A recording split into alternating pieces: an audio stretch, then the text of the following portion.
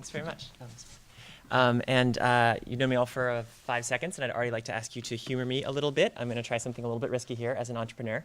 I have learned so much in the last 2 hours that I actually would like to slightly modify my talk. So I pitched. Sorry. Even though I know you have a lot to say. It's true. So much in the last 2 hours has been really striking to me how similar WATTTIME, the organization that I started, is to some of these projects that I'm going to try to make a couple modifications on the fly. My apologies. The talk I prepared was a little bit dry and technical, and I'm going to try to flip that around just a little bit. So I want to begin by talking about my time, not at WATTTIME, but at UC Berkeley. So yes, I am a researcher there. I'm on leave as a grad student, where for 5 years I've been working on the same paper. It's a pretty good paper. It's been 5 years. WATTTIME took 8 hours one day when I showed up in 2013 to an unusual form of hackathon. EcoHack SF was a project by Google and Facebook developers and graduate students at UC Berkeley to try something new. What if these two groups of people who don't normally work together tried what we could come up with in a single day? And so what we discovered is that in 8 hours, we were able to come up with an innovation that has since become my job, a nonprofit. We've got a collaboration with 8 different corporations and products in the field.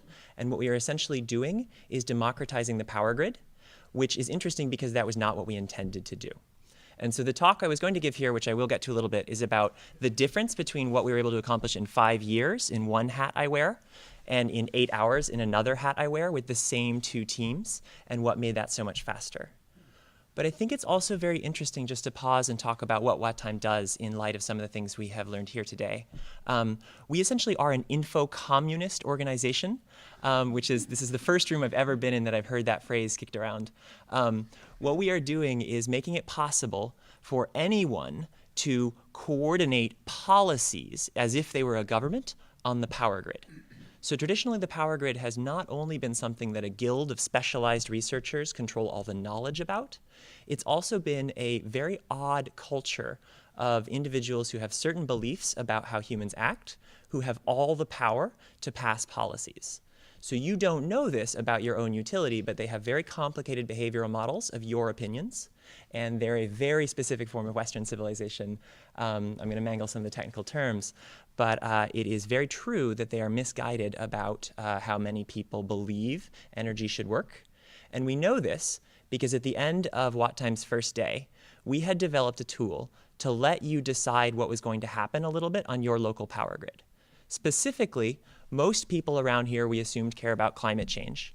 And we developed a technology where you could have any device that uses electricity pull cleaner power from your local power grid. You were causing coal plants to turn off and renewable energy power plants to turn on. That's not supposed to be a choice you're allowed to have.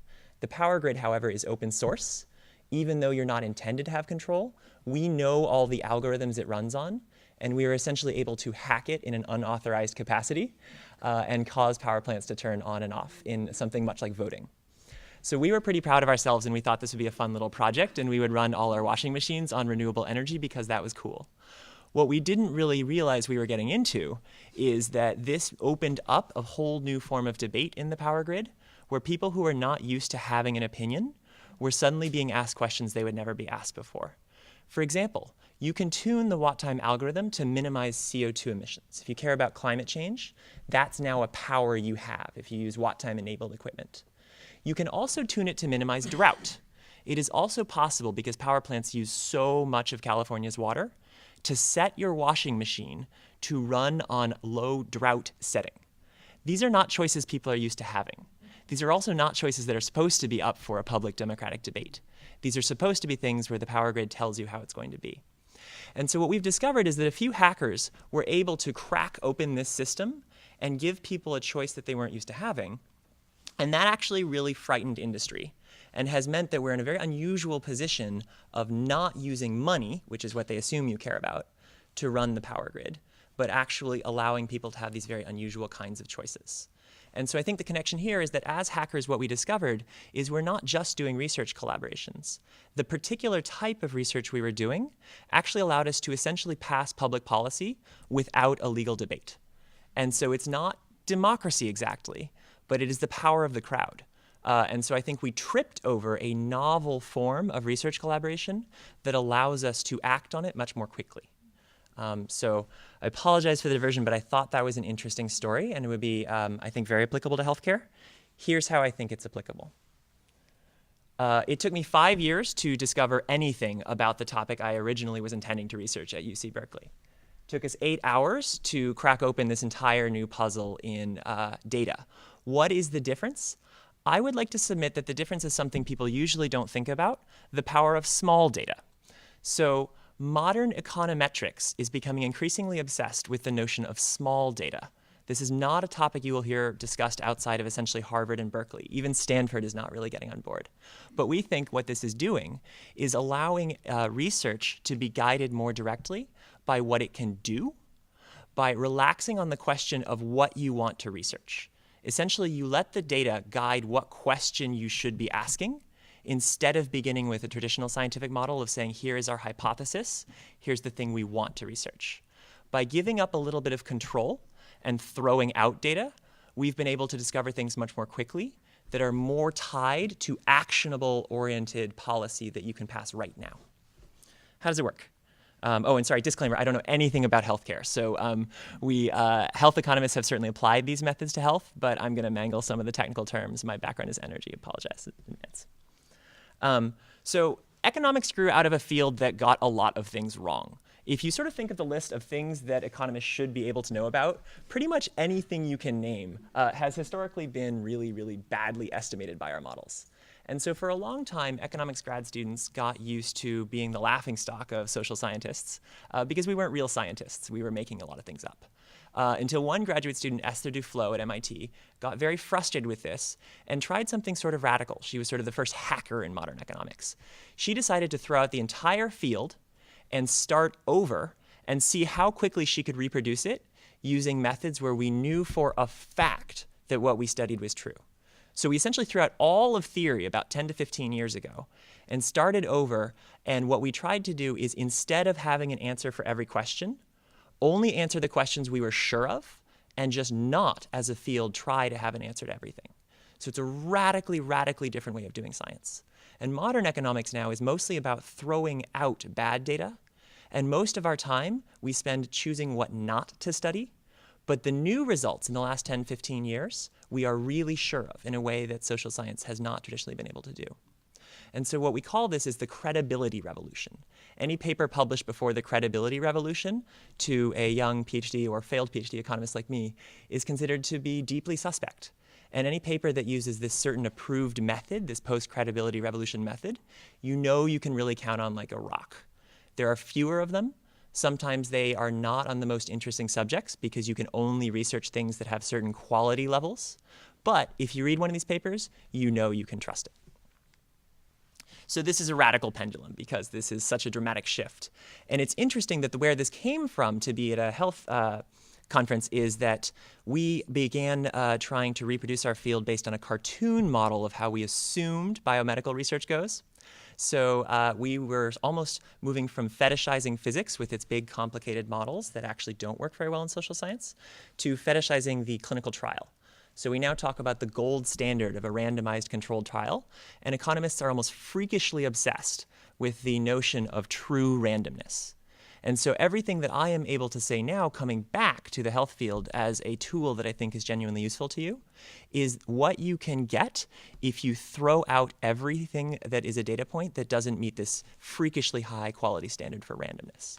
It really speeds things up. Will you give an example? Yes. So one example I enjoy very much is shoe size. It is a fact that shoe size is closely correlated with how rich you are. So you might think that this is a causal effect. But the reason, of course, that they are so correlated is that children have small feet and no money. So if you were to run a regression between shoe size and money, you could see a very strong effect. Doesn't mean anything. And so the way that you can know that you are having a valid effect here, the first easiest way would be to control for age. The problem with doing that is that it assumes that you understand the reason why these variables are related. If you know that age is the punchline, then it's very easy to solve the problem. But what that does is it leaves you always guessing behind your back. Do I know that I have understood the reason why these data are biased? And so our focus is on finding data that we know are not biased, even if they're really boring data. And so we talk about small ball. So I want to compare 3 different ways of doing research. Sort of the traditional cartoon method is you want to study the effect of A on B, so you gather data of A and B, and you get to answer one question. What I think is so powerful about big data is that you often can answer many questions at the same time, and you can let the data guide you a little bit about different kinds of questions. So essentially, all the data in your data set you are able to exploit for very interesting patterns that may not be just the effect of A on B. The problem with big data from a social science perspective, and this may not be true as much in the physical sciences, is that you can have these effects, such as the shoe size story, where 2 of your variables appear to have a relationship and don't actually, because there's a third variable that is influencing which data points you see and which ones are missing from the data set. So the small data theory is you start with a big data set, and then you throw out every variable that you are not absolutely certain that you have a random source of variation for. So very few things are you actually sure that they are completely random. We know that if you study the weather, that should have no relationship to the last digit of your social security number. There should be absolutely no pattern there. It seems unlikely that there would be very interesting correlations between those 2, however. So the philosophy of small data is you first find what we call exogenous treatments, things that you are absolutely certain that there is no connection between those variables and the variables that are causing you to choose whether you have seen this data at all. And then you can mine away to your heart's content in this data mining free environment, and you find many fewer things, but the things you do find you are sure of. And because the statistical power of this technique is weaker, you only pick up effects that are very strong. And you might think that's a problem. As a scientist, if I'm wearing my scientist hat, I think that's a problem.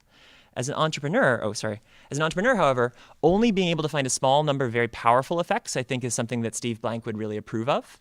If you want to start one startup and you can only do one idea, having one idea that you know is strong, that you can find really quickly, is a really, really good outcome of an 8-hour hackathon. Having 10 ideas that are probably true is much less useful if you're an entrepreneur, even though it might be more useful if you're a government. So the classic example of how you can use data that appear to be meaningless is the effect of wind speed on how rich a country is. So it was long a question of, does colonialism make a country poorer or richer? You can't just study which countries were invaded by the British Empire and how rich are they today, because it is completely not a coincidence which countries were invaded. Rich countries were better able to protect themselves. So you really cannot just run that regression and find anything that's what you're looking for. So the paper, I'm going to mangle the pronunciation, but Fair and Spacer discovered a very interesting technique. It is easier in the year 1500 to colonize a country if the wind blows primarily from your country to that country and not the other way around. So if instead of trying to correlate the 2 variables you're trying to study, you throw out the most interesting variable, was your country ever colonized? And you just look at the relationship between the wind speed from Britain to a country and how rich it is, you find a very strong pattern. It appears that we can actually know, based on the direction of wind, which colonial powers caused the countries they conquered to end up richer and which ended up poorer. And the only reason it works is precisely because wind speed is not an interesting or important variable that anyone would be deliberately responding to. It's not exactly random, we would say exogenous, but it's a source of quasi-randomness that is as good as a clinical trial, precisely because it's not an important variable. So startups should fail fast. If what you have is a large amount of data and 8 hours, and the first step is to throw out 95% of your data, and you only have about 5 regressions to run, most times you will spend your weekend and end up with nothing. But when you end up with something, you know you can really count on it, and you know it's really actionable because you know the complete story in the actual context that it is working on. It's not a laboratory experiment. You're looking at real data here. And so this method means that you spend most of your ideas having to throw them out, but when you occasionally get something, it is ready to go immediately. And so the best startup, I would argue, is a science experiment that concludes fast, is super cheap because you only spent 8 hours and no equipment, is super simple because you're going to spend your life giving elevator pitches about it, and whether you are an institution or a startup, you're going to have to explain your idea. So if you only have a relationship between one variable and one other variable, it's a lot easier to explain. And it's a huge all or nothing impact. And probably it was not the question you tried to study. So one of my favorite things about small data is you end up studying whatever you can get data on. I wanted to be a health researcher, and I was unable to get the data I was looking for, so now I'm in environment.